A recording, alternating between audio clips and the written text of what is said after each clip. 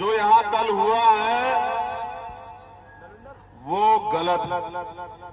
अगर मेरे लोगों को मारा जाएगा तो यहाँ कोई अधिकारी चैन से एसी के कमरे में नहीं बैठेगा, ये प्रशासन के लोग जाने। जेल के अलावा कोई दूसरी जगह नहीं बचेगी जहां सड़वा दूंगा दिमाग। ये जो अधिकारी कर्मचारी बैठे हुए हैं, एक एक रात जब जेल की काल कोठरियों में कटेगी ना, जैसे हमने काटी, तब तुम्हारी दादी नानी याद आ जाएगी सब। समाज के साथ इस तरह से लाठीचार्ज करके बलशाली बन रहे हो। अब आओ, जिसने अपनी मां का दूध पिया है अब हाथ लगा के दिखाने। मेरे लोगों की कमर में पड़ी हुई एक एक लाठी इस सरकार के ताबूत में एक कील ठोकने का काम करेगी। आप लोग देखते हैं, अगर अब की बार आंदोलन में लाठी चली तो पूरे देश के लोगों को जैसे दिल्ली बुलाया था, नोएडा बुला दूंगा और जाने नहीं दूंगा। हर घर के सामने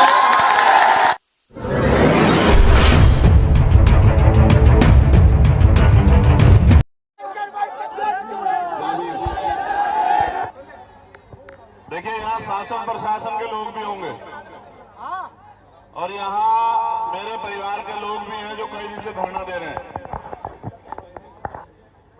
शासन प्रशासन के जो लोग हों मैं उनको बता देना चाहता हूं, कान खोलकर सुन लें।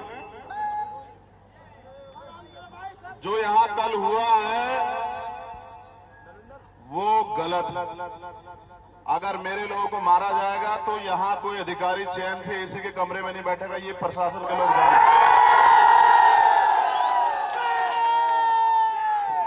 देख रहे हैं ना, ये मेरी माताएं बहनें, यहाँ देखो, वहां पीछे भी और इधर भी मैं देख रहा हूँ कड़ी धूप में, और ये मेरे हाथ में देख रहे हैं, पता है क्या है?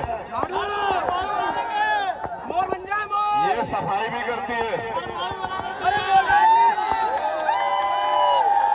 इसके साथ जिस दिन कलम की ताकत हमारे लोगों के हाथ में आ गई ना, फिर जो अधिकारी कर्मचारी हमारे लोगों को कहते हैं कि ये गंदी नाली के कीड़े हैं, जेल के अलावा कोई दूसरी जगह नहीं बचेगी जहां सड़वा दूंगा दिमाग। संविदा में भी कौन लोग पैसे ले रहे हैं और काम हमारा व्यक्ति कर रहा है। एक एक चीज की जांच करा दूंगा 2022 में। और ये जो अधिकारी कर्मचारी बैठे हुए हैं, एक एक रात जब जेल की काल कोठरियों में कटेगी ना, जैसे हमने काटी, तब तुम्हारी दादी नानी याद आ जाएगी सब। ये जो खेल चल रहा है ना, ये खेल इसीलिए है कि हम लोग इनके गुलाम बने रहे और इनके दिखाए टुकड़ों पे पलते रहे। क्या हम पलने वाले लोग हैं? हम तो मेहनत कश कौम है, मेहनत करके खाना जानते हैं। हम भगवान वाल्मीकि महाराज की कौम, समझ रहे? हम सदगुरु रविदास जी महाराज की कौम है, हम राजा मीर मोल के बच्चे, हम इनके टुकड़ों पे पलने वाले लोग हैं।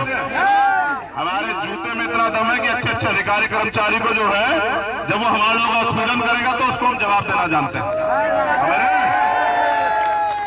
समस्या सिर्फ एक है,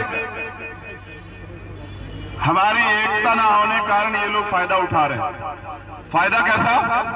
आंदोलन की शुरुआत हुई, पहले इन्होंने हमारे लोगों को ठगने का प्रयास किया होगा, तरह तरह की बातें बता के, तरह तरह के प्रलोभन देके। जब हमारे लोगों ने तय कर लिया कि नहीं, मुझे कहा हमारे लोगों ने 3-4 दिन पहले कि भाई साहब इस बार मर जाएंगे लेकिन स्वाभिमान से समझौता नहीं करेंगे, इस बार लड़ेंगे। तो भाई याद रखो कि इतिहास किनका लिखा जाता है? लड़ने वालों का। कायरों का इतिहास नहीं लिखा जाता। अगर कोई चीज पानी है तो कोई चीज उसके बराबर की कुर्बानी भी देनी पड़ेगी, समझ रहे? उसके बराबर की कुर्बानी भी देनी पड़ेगी। तो अनिल ने दी कुर्बानी। अनिल ने सुसाइड नहीं किया, वो शहीद हुआ, समझ रहे? अगर अपने हक की आवाज उठा रहे हैं तो हमें नौकरी से निकाल रहे हो। यहाँ प्रशासन के लोग होंगे जिन्होंने कल लाठीचार्ज किया था। देखो भाई, मीडिया के लोग भी हैं और प्रशासन के लोग भी, LIU के लोग भी होंगे। जाके कमिश्नर साहब को बताओ कि जिन लोगों को जेल भेजा है या अरेस्ट कर रखा है उनको रिहा करवाएं। समझ रहे? दिमाग खराब ना रखें, ये बात गलत है जो कर रहे हैं। मैंने अभी दिल्ली में देखा था कि पुलिस वाले भी आंदोलन कर रहे थे, देखा था आपने?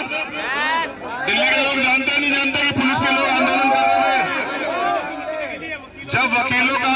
वालों का झगड़ा हुआ तो पुलिस के लोग आंदोलन कर रहे थे, नहीं कर रहे थे?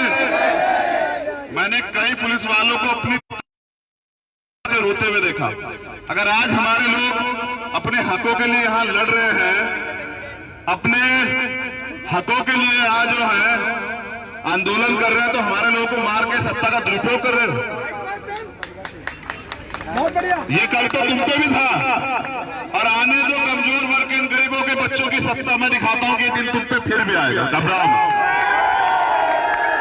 अपने हक की लड़ाई लड़ना बाबा साहब के दिए संविधान में हमारा जन्मसिद्ध अधिकार है। न्याय मांगना और अपनी मांग को उचित तौर पर रखना। अगर आप ये सोचते हैं कि आप ये हक की आवाज दबा दोगे तो किसी आप गलतफहमी में हो सकते हो। हमारे बुजुर्गों ने सह लिया। क्या आज का नौजवान भी गुलामी सहने के लिए तैयार है? क्या तुम्हारा खून पानी हो चुका है? किसी की औकात हमारे माता बहनों पे लाठी चला दे? हमारे लोगों का खून बह रहा है तो मुझे पानी पिला रहा है? मेरा खून इतना ठंडा मत करो कि कल मैं भी जो है अजेंटो जैसा हो जाऊं। मुझे तो ये देख रहे हो। अब बात करते हैं इसकी। देख रहे हैं इसे आप सब लोग?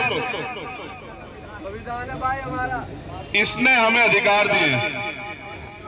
किसने दिए हमें अधिकार?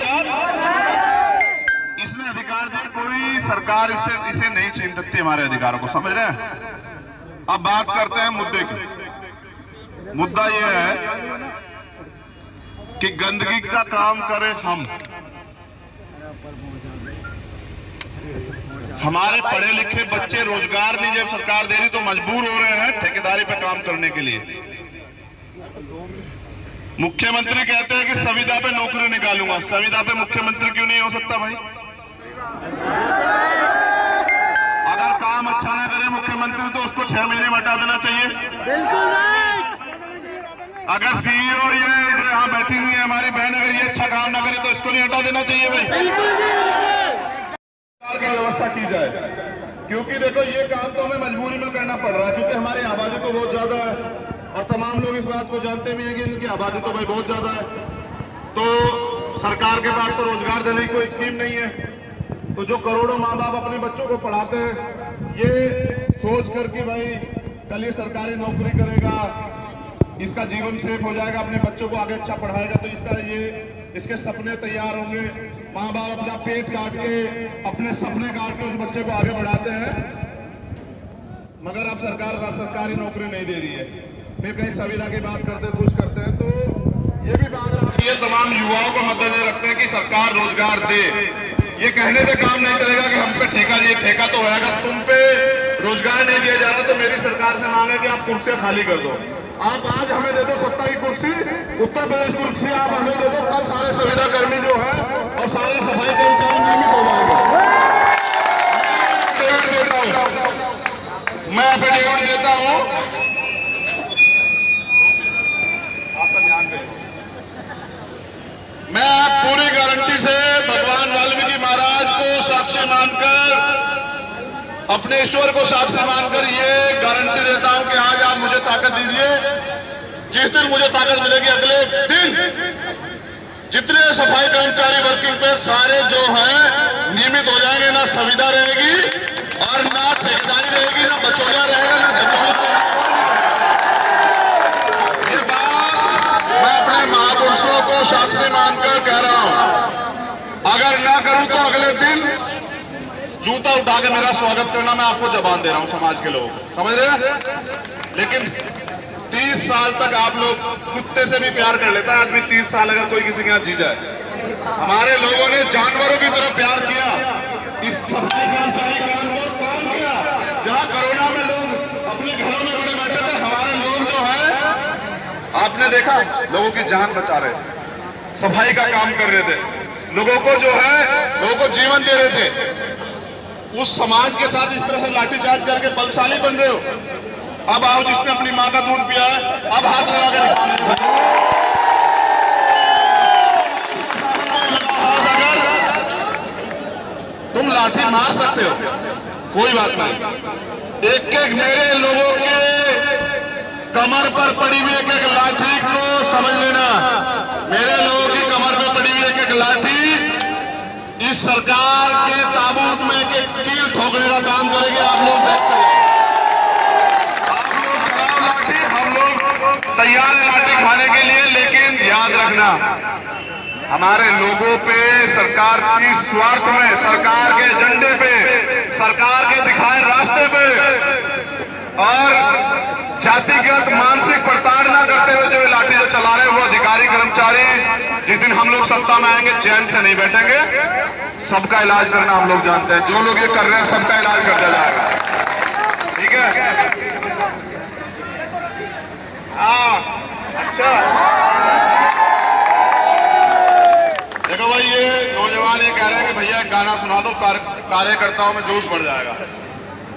एक वादा करोगे तो मैं ये सुनाऊंगा, एक वादा करोगे तो सुनाऊंगा कि जब तक आंदोलन चलेगा आप लोग अपना समय देंगे यहाँ, तब तो सुनाऊंगा। अगर आप ये मांग करते हैं तब तो सुनाऊंगा, अदरवाइज नहीं सुनाऊंगा, समझ रहे हैं? आज यहाँ गौतम बुद्ध नगर से सब लोग यहाँ हैं, ये गुर्जर समाज के लोग भी यहाँ हैं, ये असद भाई मुस्लिम समाज के लोग भी यहाँ हैं, ये नरेंद्र और ये कपिल, हिमांशु, तमाम लोग हैं। आज आपके आंदोलन को मजबूत करने के लिए सिर्फ वाल्मीकि समाज के लोग नहीं, आपके परिवार के साथ सब लोग खड़े हैं, क्योंकि आपकी मांग जायज है। अगर आप लोग इस आंदोलन को दोगे ताकत और कंधे से खड़े, कंधे तन मन दिल लगा के आप खड़े रहोगे तो भाई मैं सुनाऊंगा ये वो जो आप मांग कर रहे हैं, वरना सही सुनाऊंगा। बताओ, अरे ये तो देखो कहां तक के लोग खड़े हुए हैं, आपुड़ वापुड़ सब लोग, अमरोहा अमरोहा संभल के लोग भी आ गए हैं। भाई करोगे नहीं करोगे सामने को तो चलो फिर रेडी हो जाओ, है कि सरफरोशी की तमन्ना अब हमारे दिल में है, देखना है जोर कितना बाजुए का दिल में है, और वक्त आने दे बता देंगे तुझे ए आसमां, हम अभी से क्या बताएं क्या हमारे दिल में है। और भाई सुन लो, फिर दिल में तो यह है कि हमारे लोग आने वाले कल में राज करेंगे, बाबा साहब का सपना पूरा होगा, यही मेरे दिल में, इसके अलावा कोई दिल में नहीं है। सदियों से शोषित वंचित समाज के लोग जो हैं देश में राज करेंगे, इसी सपने को लेके मैं जी रहा हूं, और कोई सपना नहीं है। अदरवाइज जो है जान हथेली पे है परमानेंट। आप जानते हैं जब कोरोना काल शुरू हुआ, महामारी का काल शुरू हुआ, तो इसी वाल्मीकि समाज के लोगों ने, इसी जाटव समाज के लोगों ने, इसी गुर्जर समाज के लोगों ने, इन्हीं मुस्लिम समाज के लोगों ने, पूरे देश से आए हुए जो है यहाँ रहने वाले लोग थे, जो मजदूर यहाँ निकाल दिए, उन सबके पेट पालने का काम किया। अरे हम भूखे मरने वाले हैं, भूखे तो मर जाएंगे, लेकिन स्वाभिमान से समझौता नहीं करते। क्या हम लोग नहीं जानते हैं किनको किनके सबसे कम इस्तेमाल लेते हो?